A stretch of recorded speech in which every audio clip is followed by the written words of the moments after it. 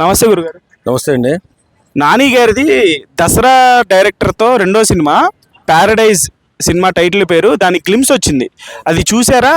మీకేమనిపించింది చూసినారు? చూసిన తర్వాత ఒక డిఫరెంట్ స్టోరీ, డిఫరెంట్ జోనర్, ఒక అరాచక జోనర్ అనిపించింది. రేపొద్దున భవిష్యత్తులో ఇప్పుడు ఆయన దసరా తీశాడు కదా, ఇంకో 3 దసరాలు తీస్తే ఎంత బ్లాస్ట్ అవుతుందో, దసరానే చిన్న బ్లాస్ట్, అంత మణుబాంబులా పేలుతుంది ఆ సినిమా. నిజంగా చాలా గొప్పగా కనిపిస్తుంది అది. అంత మాస్ లుక్లో, అంత అరాచక లుక్లో ఉన్నాడు నాని. అసలు మనం ఊహకు కూడా అందనటువంటి లుక్లో ఉన్నాడు. మనం ఎప్పుడు చూడని నానిని చూస్తున్నామా? మనం చూడండి నాని అండి, అసలు ఏంటి అలా ఉన్నాడు మనిషి, 6 ప్యాక్, ఓరి నాయన.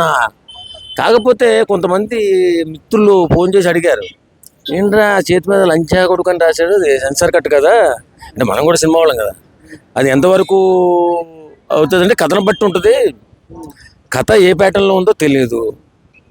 ఒక లంజా కొడుకు అంటే వేశ్య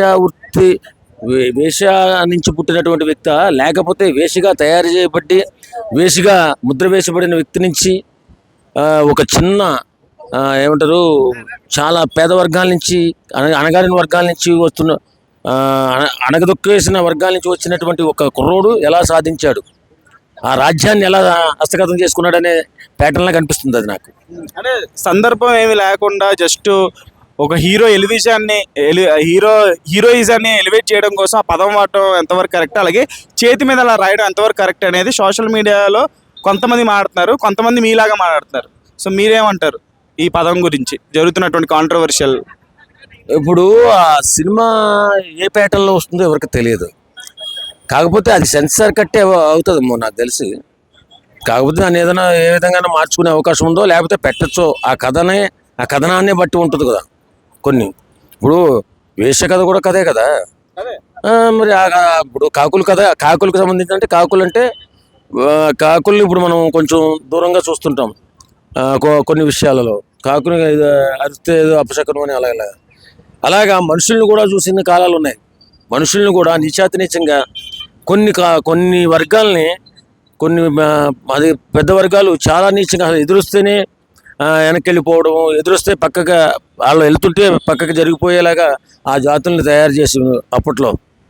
అలాగే ఏ కథనం ఉందో, ఏ కథ ఉందో దాని వెనకాల మనకు తెలియదు. కాబట్టి ఇప్పుడున్న ఆ డైలాగు ఆ కథకు సంబంధించింది అయి ఉంటుంది నాకు తెలిసి.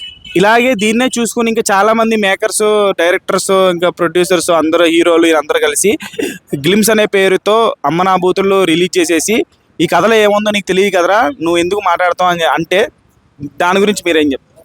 ఇప్పుడు వెనకాల సెన్సార్ అనే ఒకటి ఉంది ఆయుధం. అది అంత తొందరగా ఎలాంటి వర్డ్స్ పెడితే అలా వర్డ్స్ వదిలేదు. సినిమాని సెన్సార్ చేయించుకోవాలి కదా ఇక్కడైనా ఎక్కడైనా. కాబట్టి అది కథకి అనుగుణంగా ఆ పదం వాడే అధికారం, హక్కు, అవసరం ఉన్నప్పుడు సెన్సార్ కూడా ఏం చేయలేదు. మనకి కన్విన్సింగ్గా ఉంటే ఆ కథకి కన్విన్సింగ్గా ఉంటే సెన్సార్ కూడా ఏం చేయలేదు. కాకపోతే ఆ వర్డ్స్ని పలికేటప్పుడు ఏదైనా కొద్దిగా సైలెంట్ మూడ్లో అయినా పెట్టచ్చు అంతే తప్ప అంతకంటే ఏం చేయలేరు వాళ్ళు. ఆ పేరునైతే తొలగించలేరు కదా. కాబట్టి అది కథకు సంబంధించిన విధానం అయి ఉంటుందని నేను నమ్ముతున్నాను. నాని గారికి ఒక ఫుల్ ఫ్లెడ్జ్డ్ పాన్ ఇండియా మూవీలా కనిపిస్తుంది. తెలుగు, తమిళ్, మలయాళం, కన్నడ, హిందీ అన్ని లాంగ్వేజ్లో రిలీజ్ చేశారు. పాన్ ఇండియా వైడ్గా క్రేజ్ కానీ, కలెక్షన్లు కానీ నాని కెరియర్లో ఒక బిగ్గెస్ట్ సినిమా అవబోతుంది. ఇది కనేలాగా ఉందా గ్లిమ్స్? కనేలాగా ఉందా గ్లిమ్స్ అంటే? అంతకంటే ఎక్కువ ఉంది. ఇప్పుడు పుష్పాన్ని మనం ఎలా అనుకున్నామో అలాగే ఇది కూడా సూపర్ డూపర్ హిట్ అయిపోతుంది నాకు తెలిసి. ఎందుకంటే ఆ స్టాండర్డ్స్ అలా ఉన్నాయి. ఆ సినిమా కథనం కానీ, ఆ సెట్స్ కానీ, మేకింగ్ కానీ చాలా అద్భుతంగా ఉంది. నానికి జీవితంలో నాని అనే యాక్టర్కి ఇది పెద్ద సూపర్ డూపర్ హిట్ అవుతుందని నా నమ్మకం. Thank you.